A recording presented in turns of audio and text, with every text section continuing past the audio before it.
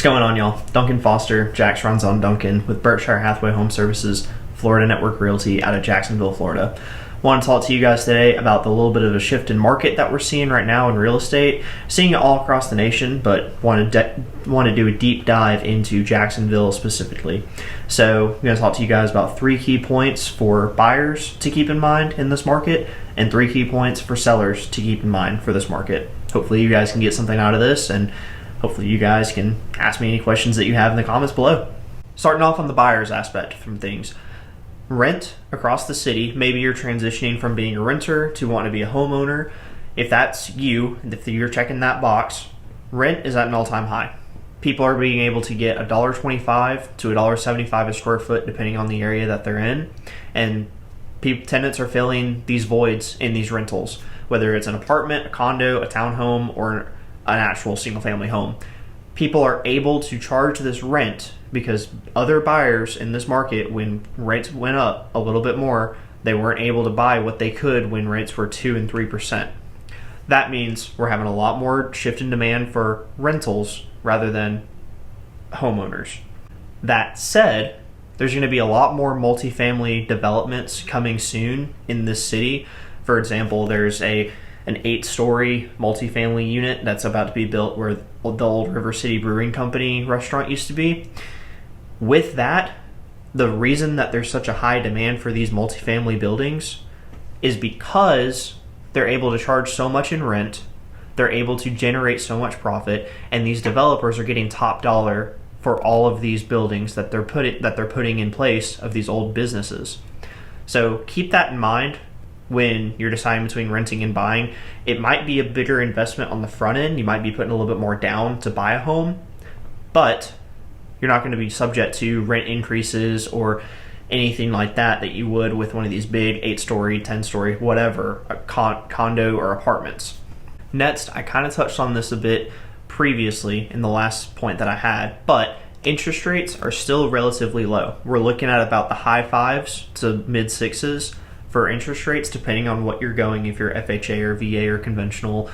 Depending on what kind of loan you're using to purchase, you can do as little as 3% down if you're a first-time home buyer. If you're not a first-time home buyer, you're looking at 10 to 20%, depending on a lot of other variables. Talk to a mortgage professional, not to me. But you're looking at a lot of different variables. That said, rates are still low. And when I say rates are low, we're not seeing that 2 to 3% anymore. That was something that came out of the COVID, whatever it is that you want to call it. I have a buddy that calls it BC before COVID and AC after COVID. It's the best way that I've used to describe it. But those rates were artificially made in order to stimulate the market to get more money put into just the market in general. So with that said, if you're waiting for rates to drop down that low again, might not be seeing that anytime soon. They might drop a little bit lower than they are now, but I don't see them going back to the 2-3%. I'm not going to tell you the future. If I knew the future, I wouldn't be doing this. I'd be out there making Jeff Bezos look poor. If I could tell the future, that's just what I'd be doing. But from what I see in the market right now, that's where I see this shift going toward. And lastly, prices are kind of stabilizing. So we saw, like I said, incredibly high prices in the COVID era and after. Now that we're in the summer of 2022, we're kind of seeing prices stabilize. We're seeing some ups, some downs. Just kind of depends on the area that you're looking at. For example, we still saw a 3% increase month to month in the Avondale Riverside area. However, other areas are about a 0.5 to negative 0.5 increase in overall housing prices for those areas. It depends on where you're looking at. Obviously, the beaches are appreciating all day long. You're not going to find prices drop at the beach unless you're in that luxury market. That said, with prices stabilizing as they are, that also means houses are going to be on the market for longer because there's going to be more and more inventory coming up. And I'll touch on that when I talk about the sellers as well. But what that means is right now with prices stabilizing, this might be the best time for you to get in, see what there is, know what to expect for a certain style of home. Like and I use Avondale and Riverside as an example because that's just where we live right now. In this market, a 2.2, 3.1, somewhere in there, 1,200 square feet, you're looking at about 325 to 375. That's just what it is right now. And I'm seeing that all the way across the board. If it needs some repairs, it's on the lower end. If it's turnkey, move-in ready, it's on the higher end. You're kind of getting to know what to expect to pay for a home. You're not seeing homes go up $350 one month, then $375 another month, then $400 another month. That consistency is what we're seeing a lot more in this market, which is good, and it means we're getting back to a healthy market, which I love seeing. Now, conversely, for sellers, you're not you're not going to be getting 30, 40, 50 offers anymore. That's just how it is. Obviously, if you've got an absolutely perfect turnkey home out in Jacks Beach or right on the water in Ponte Vedra, sure, there's going to be high demand for it. If you have a high demand home in a high demand area, you will be getting multiple offers on it. However, for the most part, what we're seeing is days on market higher, prices being a little bit more negotiable. People aren't averaging 105% of their list price anymore. They're averaging about 95 to 98%. That's just how it is. With that said, you need to be strategic in your pricing. So what I mean by that is, like I said, BC, AC, before COVID, after COVID. During COVID, you had people pricing homes just out the wazoo high because they knew they could get it, and they'd price it high and they'd still get multiple offers and it would still go over price. That's just how it was. We had basically a land grab like it was with the California gold rush. It's essentially what we had here in Jacksonville, and we're not seeing that much anymore. So that said, with pricing, you need to be strategic with your pricing. If you're coming in too high, or if you're trying to push the market a little bit too much, that house is going to sit. You're going to have to drop the price. And once someone sees, well, this has been on the market for a little bit, the price has dropped, what's wrong with it? What is there from a maintenance standpoint that needs to be maintained a little bit better? What is there from cosmetic standpoint that's making this not stand out as much as other homes? You kind of need to be a little bit more strategic with your pricing than you have been. And again, this is just us going back to a regular, healthy real estate market. It's not saying everything's going to crash tomorrow. That's just not going to happen. I can almost assure you of that. But like I said, I don't have a crystal ball. I can't see into the future. If that happens, I will gladly eat my words. By all means, and you can hold me to that. But as of right now, be strategic with your pricing. If you want to price it a little bit lower than market rate and have more and more people come in through that door, that just increases how many people are going to see it, and it could still lead to that multiple offer situation. It just kind of depends on what you're wanting to get out of your home. My next piece of advice, if you're looking to sell your home, first and foremost, we're having a lot more inventory come on the market. We've got the summer rush. We've got a lot of people trying to get on this high that the housing market is at right now.